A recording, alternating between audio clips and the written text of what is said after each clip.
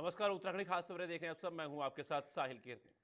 प्रदेश के कृषि एवं ग्रामीण विकास मंत्री गणेश जोशी आज प्रातः अपने परिवार सहित श्री बद्रीनाथ धाम पहुंचे। उन्होंने विधिवत हवन यज्ञ एवं पूजा अर्चना कर भगवान बद्री विशाल से प्रदेशवासियों के सुख, शांति और समृद्धि की कामना की। मंत्री जोशी ने तीर्थयात्रियों से यात्रा व्यवस्थाओं और सुविधाओं का फीडबैक लिया और BKTC द्वारा की गई व्यवस्थाओं की सराहना की। उन्होंने कहा कि राज्य सरकार मास्टर प्लान के तहत बद्रीनाथ धाम में विकास कार्य कर यात्रियों के सुरक्षित और सुगम आवागमन के लिए निरंतर प्रयासरत है। मंत्री ने रावल एवं तीर्थ पुरोहितों के साथ भेंट की, हक हकूकधारियों से संवाद किया और स्थानीय दुकानदारों से सुझाव भी लिए। उन्होंने स्पष्ट किया कि बद्रीनाथ धाम की आध्यात्मिक गरिमा और क्षेत्रीय विकास के लिए सरकार पूरी तरह प्रतिबद्ध है। इस अवसर पर निर्मला जोशी, उपाध्यक्ष ऋषि प्रसाद सती, नंबूदारी और CEO बद्री केदार विजय थपलियाल सहित कई लोग मौजूद रहे। आज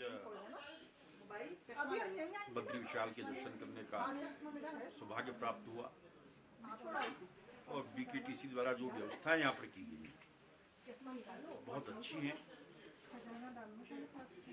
सभी बाहर से आए हुए श्रद्धालुओं से मैंने बात की, उनका भी ये कहना है कि हम देश में हर जगह जाते हैं, यहाँ के BKTC के कर्मचारियों का, यहाँ मंदिर के पुजारियों का,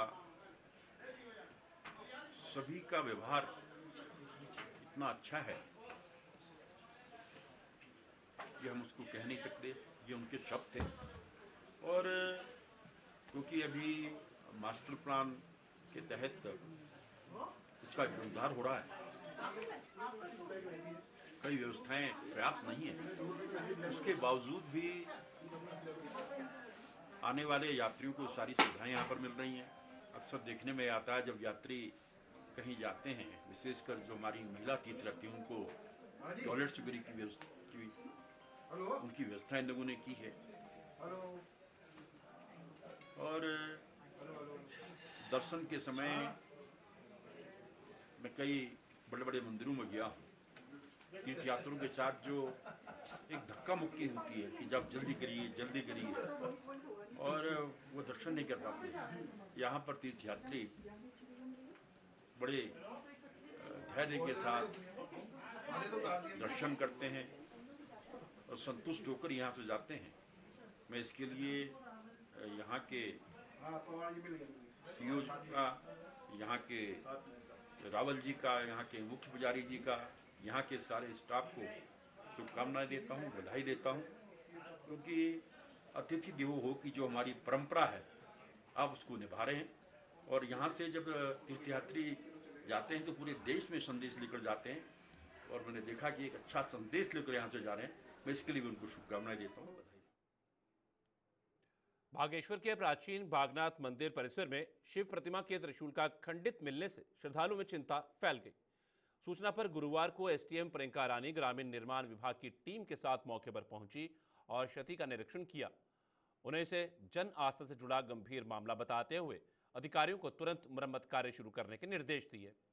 SDM ने सुरक्षा मानकों का कड़ाई से पालन करने और काम शीघ्र पूरा करने पर जोर दिया। ग्रामीण निर्माण विभाग के अधिशासी अभियंता संजय भारती ने आश्वासन दिया कि सुधार कार्य तत्काल शुरू कर दिया जाएगा। ये जिला प्रशासन के संज्ञान में आने पर कि जो सरयू जी के किनारे शिव जी की विशाल प्रतिमा जो स्थापित है, तो वो उसका कुछ पार्ट जो है खंडित हो गया है। तो इस संबंध में तत्काल जो है जिलाधिकारी महोदय द्वारा संज्ञान लेते हुए इस संबंध में जिला प्रशासन के स्तर से प्रभावी कार्रवाई और त्वरित करने के निर्देश दिए गए थे। इसके क्रम में मुख्य विकास अधिकारी महोदय के स्तर से आज ही एक्सियन RWD को इस संबंध में निर्देशित कर दिया गया है कि आप तत्काल जो है इसकी जो मरम्मत का कार्य है वो करें। इस संबंध में आज मेरे द्वारा और एक्सियन जो RWD है उनके द्वारा निरीक्षण भी किया गया है और इसमें जो है अतिशीघ्र इस संबंध में कार्रवाई की जाएगी। अनुसूचित जाति के भूमिहीन किसानों ने श्रेणी 3 के खारिज पट्टों पर मालिकाना हक की मांग को लेकर भगवानपुर तहसील में धरना दिया। इस दौरान पूर्व मुख्यमंत्री हरीश रावत, कांग्रेस विधायक ममता राकेश और अन्य नेताओं ने समर्थन किया। हरीश रावत ने भाजपा पर धर्म और जाति के नाम पर विभाजन करने का आरोप लगाते हुए महंगाई और अन्य मुद्दों पर भी सरकार पर हमला किया। उन्होंने कहा कि मुख्यमंत्री आवास के सामने 24 घंटे का उपवास भी किया जाएगा और उनकी सरकार द्वारा जारी शासन आदेश के अनुसार श्रेणी 3 के पट्टों का अधिकार कायम रखा जाएगा। आंदोलन को और तेज किया जाएगा। चाहे वो चकबंदी वाला हो, ये वाला हो, लड़ेंगे। हमारी लड़ाई जो है ये बहुत बड़ा अन्याय है। आप कैसे उन पट्टों को निरस्त कर सकते हैं? और फिर एक सरकार जो यहाँ की चुनी हुई सरकार थी, वो सरकार ऐसे सब लोगों को, ऐसे सब कब्जेदारों को मालिकाना हक दे करके गई है। जब तक वो कानून प्रभावी है, कैबिनेट का वो निर्णय प्रभावी है, तो आप कैबिनेट की मीटिंग बुला और विधानसभा में उसको रद्द घोषित करिए। और जब तक वो रद्द घोषित नहीं होता है तो कैसे आप उनके मालिकाना हक को छीन सकते हैं जो एक सरकार ने दिया है? तो करके लोगों की गरीबी, लोगों की कमजोरी, लोग इतना वो नहीं होते, असंगठित हैं, दूर दूर बिखरे हुए हैं, उसका फायदा उठा रहे हैं। मैं इस समिति को, जो ये भूमिहीन अनुसूचित जाति पट्टा धारक संघर्ष समिति है, मैं इसको बहुत बधाई देना चाहता हूँ। इन्होंने ये असंगठित दूर दूर छिपके हुए गरीबों को एकत्र करने का काम किया है। और हमारा फैसला है कि हम सब जगह पहले ये लड़ेंगे और जब इनके सब मुकाम पूरे हो जाएंगे फिर हम ममता राकेश के नेतृत्व में देहरादून में लड़ेंगे। गरीबों की जमीन को मालिकाना हक देने का काम उस कैबिनेट ने किया है जिस कैबिनेट का मैं मुख्यमंत्री था। तो श्री पुष्कर सिंह धामी जी, यदि कोई सबसे बड़ा लैंड जिहादी है तो ये हरीश रावत है, मुझे गिरफ्तार करो। तो सुखपाल जी को इनको धन्यवाद देना चाहता हूँ कि इन्होंने गरीब मजदूरों के वो पट्टे जो हरीश रावत जी ने इनको मालिकाना हक के तौर पर दिए थे, आज भारतीय जनता पार्टी की सरकार उनको छीन रही है। हम इस अन्याय के खिलाफ अर्जुन भाई और सुखपाल जी के साथ, हरीश रावत जी के साथ, वीरेंद्र रावत जी के साथ तन मन धन से खड़े, और इसके लिए हमें संघर्ष करना पड़ेगा। तो हम देहरादून और दिल्ली तक भी करेंगे, क्योंकि गरीबों को खाली अनुसूचित जाति के पट्टे नहीं बल्कि पिछड़ों के भी है, अगड़ों के भी है, गरीब जनता के पट्टे हैं। हम इस बैनर पे भी हम अपना नाम लिखवाएंगे, खाली अनुसूचित के नहीं बल्कि सर्व समाज के जो पट्टे कांग्रेस ने दिए थे, इनको मालिकाना हक मिले। कांग्रेस के वरिष्ठ नेता हरीश सिंह रावत मंगलवार को पौड़ी पहुंचे और पार्टी कार्यकर्ताओं से 2027 विधानसभा चुनाव में जीत का मंत्र साझा किया। इस अवसर पर उन्होंने चौबट्टा खाल विधायक व कैबिनेट मंत्री सतपाल महाराज पर हमला बोला। रावत ने कहा कि महाराज के क्षेत्र में गुलदार की बढ़ती गतिविधियों से लोग दहशत में हैं, लेकिन मंत्री केवल सोशल मीडिया पर सक्रिय हैं। उन्होंने ये भी कहा कि कभी लाखों श्रद्धालु महाराज के कार्यक्रम में आते थे, लेकिन अब उनका रुतबा नहीं रहा।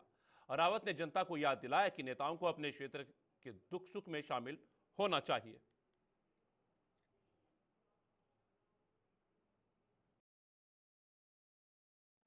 था पौड़ी, जब पौड़ी सतपाल महाराज आता था पौड़ी में, गढ़वाल में, पूरे हिंदुस्तान में नाम था कि नहीं था सतपाल महाराज का? आज कोई नाम लेने वाला बचा है? वो चौबट्टा खाल के लोग नहीं ले रहे, लोग तब ले रहे सतपाल महाराज का नाम जब वो जो है तेंदुआ जो है गढ़वा के बदल में थे, गुलदार तेंदी का नाम है, बाघ ही बोलते हैं। वैसे बाघ का पता वो टाइगर को कहते हैं, वैसे बाघ टाइगर को कहते हैं। जब वो गुलदार लोग खा रहे तब लोग बोले महाराज का हमारा मंत्री कहां गया? अब क्या होगा? वो महाराज को वहां दिल्ली में बैठ के और देहरादून बैठ के, कहीं मैं देख रहा हूँ कभी ऐसा लाइव आता है जैसे हाँ मैं फोन कर रहा हूँ, ऐसे करता है। अरे क्या नौटंकी हुई है? अब सतपाल महाराज को अपनी जिंदा रहने के लिए भी, जैसे वो आजकल हमारे गांव में कुछ जाते ना, मैं आज अपने गांव आई हूँ, रील बनाने का शौक, ऐसे वो महाराज भी चढ़ गया रील बनाने का शौक। मैं परसों देख रहा था वो सोशल मीडिया, आपने देखा नहीं देखा? वो फोन कर, हाँ भाई डेपो साहब।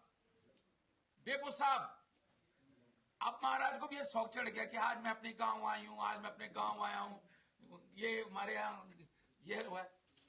अरे सतपाल महाराज जी, तुमने अपना कद क्या ऐसे मंत्री पद, ऐसे क्या लालच हो गया? तुम पे गाड़ी घोड़े की कमी है क्या महाराज जी के पास? एक गनर के लिए, गाड़ी घोड़े के लिए तुम मंत्री बने हो। आज हमें शर्म आ रही है, हम महाराज की जो दुर्दशा देख के आज हम पूरा पौड़ी जिला शर्मसार हो रहा है, पूरा गढ़वाल शर्मसार हो रहा है। अरे हमने तो महाराज का वो रुतबा देखा है कि दिल्ली में लाल किले पे उनका प्रवचन होता था तो लाखों लोग आते थे। अब वो ना धार्मिक रह गए ना ढोंगा मंत्र रहेगी।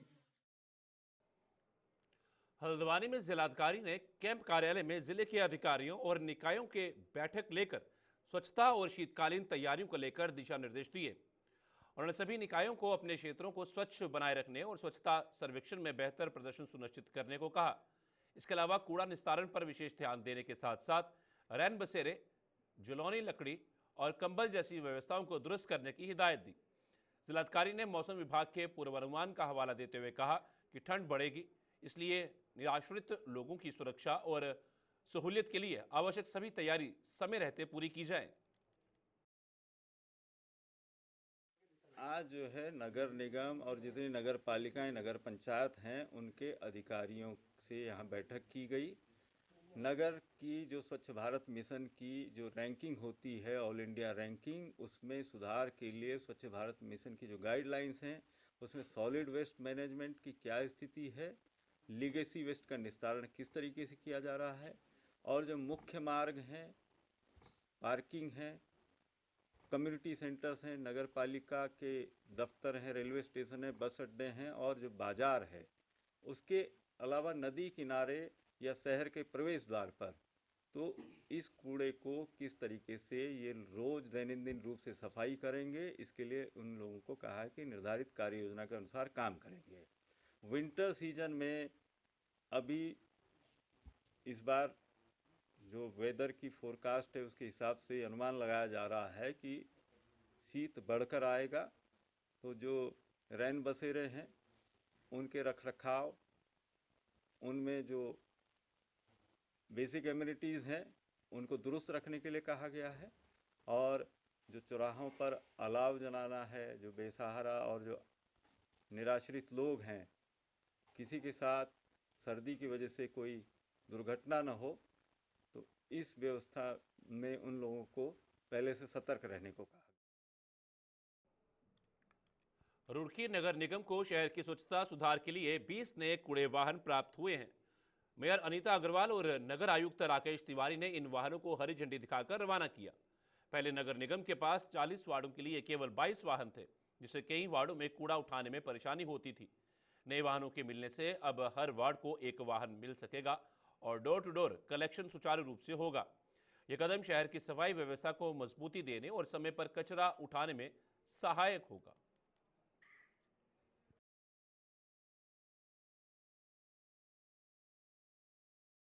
पत्रकार भाइयों को नमस्कार करती हूँ और शहरी विभाग वालों को मैं बहुत बहुत धन्यवाद करती हूँ कि आज उन्होंने हमारे नगर निगम को 20 गाड़ी प्रोवाइड की है, और मुख्यमंत्री सीएम साहब को मैं बहुत बहुत धन्यवाद करती हूँ क्या उन्होंने 20 गाड़ी के प्रोवाइड की है, और आगे भी और गाड़ी आएगी। और मैं सभी वार्ड में जो गाड़ियाँ जाएगी उन्हीं को सभी को वार्ड में यही अपील करती हूँ कि गीला कचरा अलग डालें, सूखा कचरा अलग डालें, ताकि इसमें फैले ना, गंदगी ना फैले। तो सभी मैं सभी से ये रिक्वेस्ट करती हूँ और सभी को बहुत बहुत धन्यवाद करती हूँ कि आज हमारे यहाँ 20 गाड़ी प्रोवाइड की है, तो मैं सभी को धन्यवाद करती हूँ। आज नगर निगम रुड़की में शासन जो हमारा शहरी विकास विभाग है, शासन के द्वारा और निदेशालय के द्वारा 20 गाड़ियाँ आवंटित की गई थी, जिसमें आंशिक सहयोग नगर निगम का है। तो वो गाड़ियाँ कल प्राप्त हो गई थी, तो आज उनको हम अपने 20 वार्डों में रवाना कर रहे हैं एक एक करके। तो इससे हमारी जो गाड़ियों की कमी थी वो काफ़ी हद तक पूर्ण हो जाएगी, क्योंकि हमारे पास जो नई गाड़ियाँ थी वो 22 ही थी और अन्य गाड़ियाँ जो पुरानी थी। तो ये जो 20 गाड़ियाँ प्राप्त हो गई है, इससे हमारी समस्या का काफ़ी हद तक समाधान हो जाएगा। बंद व्हीकल वाली हैं, बंद वो ढक्कन वाली गाड़ियाँ हैं, तो इससे जो कूड़ा को ले जाने में सहूलियत होगी और कूड़ा बाहर नहीं। सर, जिस तरीके से जो सफाई कर्मचारी हैं उनको आप आउटसोर्स पे दे रहे हैं, तो उसमें कितना बड़ा फायदा या नुकसान है लोगों को? नहीं, आउटसोर्स देखिए, जो हमारे पद सैंक्शन है, पद सैंक्शन के अपेक्षा अनुरूप जो है हमारे यहाँ तैनाती नहीं है, तो सभी जगह जो है आउटसोर्स पे सफाई कर्मचारियों की तैनाती की गई है। उसी के क्रम में हमारे यहाँ मोहल्ला स्वच्छता समिति है और आउटसोर्स की एक एजेंसी है, उसके माध्यम से कर्मचारियों की तैनाती की गई है। क्योंकि 2011 की जनगणना के अनुसार पद सैंक्शन है और अब इस समय पॉपुलेशन काफ़ी बढ़ गई है, तो जैसे जैसे आवश्यकता पड़ती है उसी हिसाब से आउटसोर्स के माध्यम से कर्मचारी। रुड़की शहर में पार्किंग की कमी ने मुख्य बाजारों और व्यस्त क्षेत्रों में भारी समस्या खड़ी कर दी है। लोग मजबूरी में अपने वाहन सड़क किनारे खड़े कर रहे हैं, जिससे जाम की स्थिति बन रही है और ट्रैफिक व्यवस्था प्रभावित हो रही है। ट्रैफिक पुलिस सख्ती बरतते हुए वाहनों को क्रेन से उठाकर ले जा रही है और चालान भी काट रही है। स्थानीय लोगों ने नगर निगम और प्रशासन से उचित पार्किंग व्यवस्था बनाने की मांग की है, ताकि यातायात सुचारू रहे और आम जनता को अनावश्यक परेशानियों का सामना ना करना पड़े।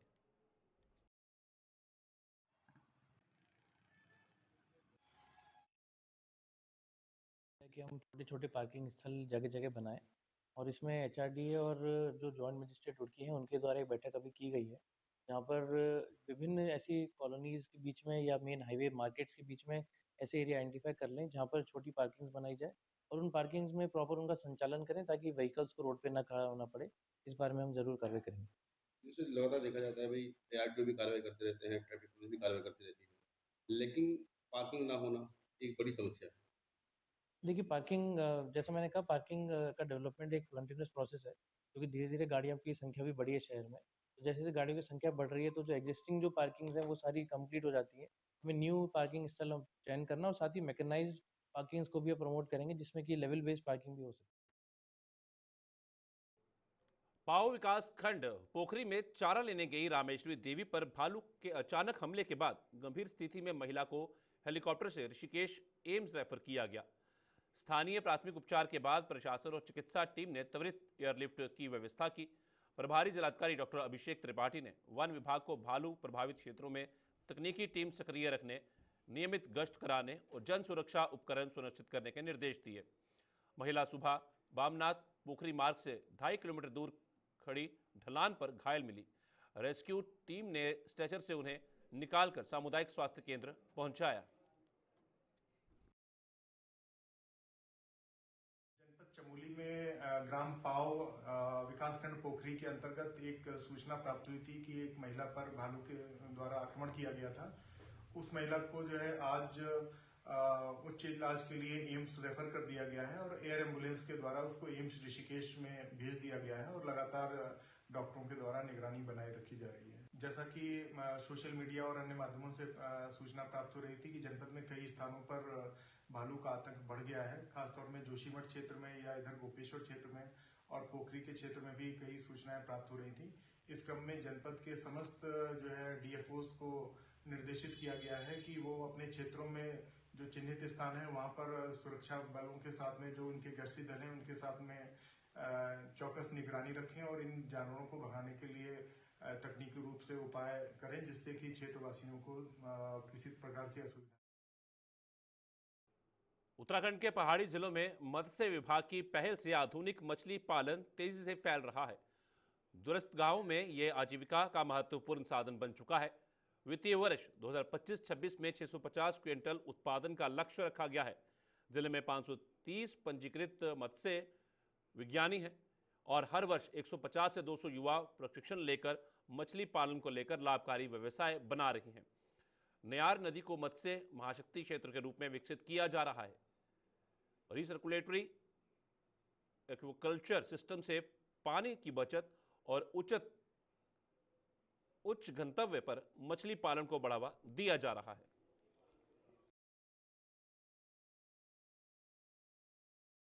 हमारे जनपद के समस्त मत्स्य पालकों को विभाग की तरफ से विश्व माछिकी दिवस की शुभकामनाएं। इसका विश्व माछिकी दिवस हम प्रति वर्ष 21 नवंबर को इस उद्देश्य के साथ सेलिब्रेट करते हैं कि हम अपने मत्स्य पालकों के उत्पादन को बढ़ाएंगे, उनकी आजीविका में सुधार लाएंगे। इसके दृष्टिगत चूँकि इंटरनेशनल ईयर ऑफ कोऑपरेटिव भी है, हम लोग पहले इंडिविजुअल लेवल पे फिश फार्मिंग करते थे और हम लोग पिछले साल से कोऑपरेटिव और सहकारिता में समितियों के माध्यम से भी हम मत्स्य पालन कर रहे हैं। वर्तमान में हमारे जनपद में 14 मत्स्य सहकारी समितियां हैं, जिनमें 7 समितियों में मत्स्य पालन का कार्य हो रहा है।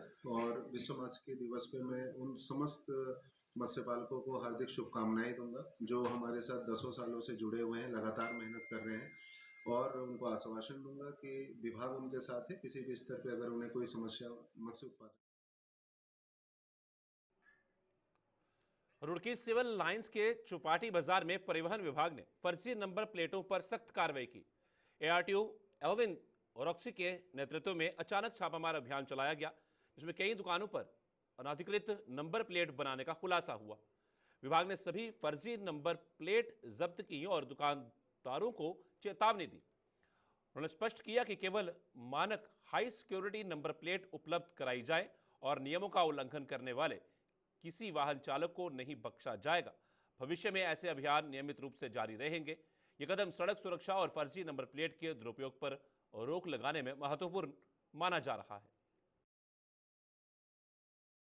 काफ़ी दिनों से फर्जी नंबर प्लेट की शिकायतें हमें मिल रही थी और अक्सर देखा भी जा रहा है कि लोग नंबर प्लेट बनाकर और उनके चालान दूसरे के नाम पे होते जा रहे हैं। तो ये जो सारे दुकानें हमने आज चेक करी, ये सारे अनाधिकृत रूप से नंबर प्लेट बना रहे थे, जिसकी हमें सूचना मिली थी।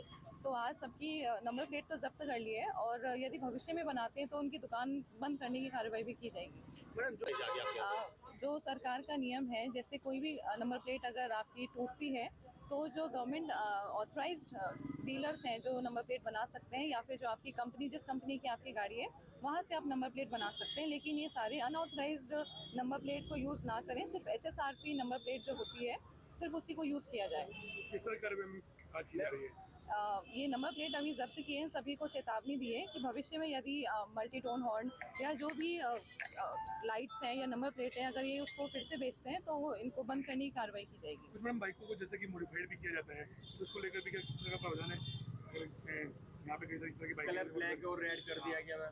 हाँ, नहीं, कोई भी तरह का मॉडिफिकेशन अलाउड नहीं है। जो भी कार जैसे शोरूम से आती है वैसी ही अलाउड होती है। यदि उसमें कोई मॉडिफिकेशन होता है तो उसका चालान किया जाता है। साउंड को लेकर मैडम जैसे कि बड़े बड़े हॉर्न भी यहाँ पर देखा जाता है, कई दुकानों पर बड़े हॉर्न लगाए जा रहे हैं, उसको लेकर भी कुछ इस तरह का? नहीं, कोई भी चीज़ अलाउड नहीं है। आगे अभियान रहेगा मैम? ये हाँ, आगे भी जारी रहेगा। तो आज मैम सिर्फ ओनली चेतावनी है या कोई नोटिस वगैरह या साथ में कोई जुर्माना? अभी तो नहीं, अभी तो हमने इनको सारी चेतावनी दी है और जो हमको सामान मिला है वो सारा हमने जब्त कर लिया है। बाकी नेक्स्ट टाइम होगा तो और कठोर कार्रवाई की जाएगी। हरिद्वार में अवैध खनन का रात भर चलने वाला कारोबार फिर चर्चा में है। सिडकुल थाना क्षेत्र के पेंटागन के पीछे बरसाती नदी में JCB और डंपरों ने खनन हो रहा है, जबकि खनन विभाग कार्रवाई में धीमा दिख रहा है। जिला खनन अधिकारी का कार्यालय इस रूट पर होने के बावजूद मशीनों की अधिकारियों तक नहीं पहुंचती। अवैध भंडारण खुलेआम जारी है और कुछ घंटों की कार्रवाई भी प्रभावहीन साबित हो रही है। जिला खनन अधिकारी काजिम रजा ने कार्रवाई का दावा किया, लेकिन जमीन पर अवैध खनन की रफ्तार कार्रवाई से कहीं तेज नजर आती है।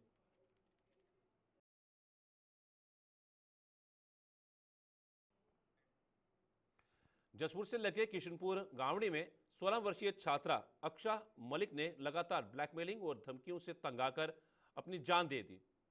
परिजनों के अनुसार जसपुर निवासी शान लंबे समय से अक्षा को परेशान कर रहा था। उसने अक्षा की प्राइवेट तस्वीरें वायरल करने की धमकी दी। पुलिस ने सुसाइड नोट और घटनास्थल का कब्जा लिया। डिप्टी SP आशीष कुमार सिंह ने आरोपी को 48 घंटे में पकड़ने का वादा किया। पोस्टमार्टम के बाद शव परिजनों को सौंपा गया। पूरे गांव में मातम है और परिजन इंसाफ की मांग कर रहे हैं। पुलिस शान की लोकेशन ट्रेस कर रही है। सब घर ही है और यही अंदर कोई फोन आया हो या कुछ हो, उसने उसे फोन को देख कोई लड़का परेशान कर रहा था। कोई लड़का फोन लेकर। अच्छा, अभी तो क्या नहीं दिया। क्या मांगे आप लोगों की? ना सबको उठा लिया जाए। जो हमारी बेटी के साथ में हुआ है वो किसी की बेटी के साथ में नहीं होगा। ये देखिए, ये दिनांक 17 नवंबर 2025 को दोपहर में ये सूचना प्राप्त हुई जिसमें कि ये बताया कि एक युवती, नाबालिग युवती है, उसके द्वारा घर में अपनी सुसाइड किया गया था। इसमें हमने तुरंत ही थाना ठाकुर द्वारा की पुलिस मौके पे पहुंची, हम शव कब्जे में लिया है। एक सुसाइड नोट युवती के पास से प्राप्त हुआ है। फिलहाल इसमें दो जो घर वालों की तरफ से एक तहरीर प्राप्त हुई, जिसमें कि 2 नामजद लोगों के खिलाफ में ये तहरीर प्राप्त की गई थी। इसमें हमने FIR रजिस्टर करा लिया है तथा इसमें हम लोग और साक्ष्य संकलन की कार्रवाई करा रहे हैं। उसके आधार पर जो ये अभियोग है उसका विधिक निस्तारण किया जाएगा। कुछ सुसाइड नोट भी मिला है जहाँ पर साथ छेड़छाड़ की बात है। अभी हम इसकी जांच करवा रहे हैं सुसाइड नोट की, उसके आधार। बिहार विधानसभा चुनाव में भाजपा की शानदार जीत के बाद उत्तराखंड में भी खुशी का माहौल है। वर्ष 2027 में होने वाले विधानसभा चुनावों में भाजपा ने फिर से सत्ता पर कब्जा करने का दावा किया है। भाजपा नेता बिट्टू कर्नाटक ने कहा कि बिहार में विपक्ष ने प्रधानमंत्री पर आरोप लगाकर जनता को भड़का दिया, लेकिन जनता ने उन्हें सबक सिखाया। उन्होंने यह भी कहा कि मुख्यमंत्री पुष्कर सिंह धामी के कुशल नेतृत्व में उत्तराखंड में विकास कार्य जारी रहेंगे और भाजपा 2027 में भी फिर से राज्य में सत्ता हासिल करेगी। भाजपा कार्यकर्ताओं में उत्साह और विश्वास का माहौल बना हुआ है। देखिए, जिस तरीके से प्रतिपक्ष ने हल्ला किया था, प्रधानमंत्री जी को खूब गाली देने का काम किया था, बिहार की जनता ने स्पष्ट रूप से एनडीए के समर्थन वाली सरकार को ही मजबूती प्रदान की। जहां ये कह रहे थे कि हमारी सरकार बन रही है, हमारी सरकार बन रही है और बिहार से हम शुरुआत करेंगे, चाहे वो कांग्रेस हो या उनके अन्य सहयोगी हो। आज क्या स्थिति उनकी रही है? 200 से अधिक सीटों पर एनडीए ने एक बहुत बड़ा बहुमत प्राप्त किया और उसको देखते हुए आज कांग्रेस इस बात को समझती है, वो जानते हैं कि भारतीय जनता पार्टी के संगठनात्मक ढांचे का जो सिस्टम हमारा है, उसका मुकाबला कांग्रेस इस धड़ेबाजी के साथ नहीं कर सकती। उन्होंने उस बोतल का ढक्कन तो परिवर्तन किया, लेकिन अगर आप वो चेहरे देखेंगे तो वो 2022 के ही चेहरे हैं, कोई परिवर्तन नहीं, कहीं कोई परिवर्तन नहीं है। पद इधर का इस गोटी को दूसरे खाने में, दूसरे गोटी को तीसरे खाने में रखने का काम किया, लेकिन भारतीय जनता पार्टी आज विकास के मुद्दे पर, लोक कल्याण। उत्तराखंड खास खबर में फिलहाल इतना ही। दीजिए इजाजत, नमस्कार।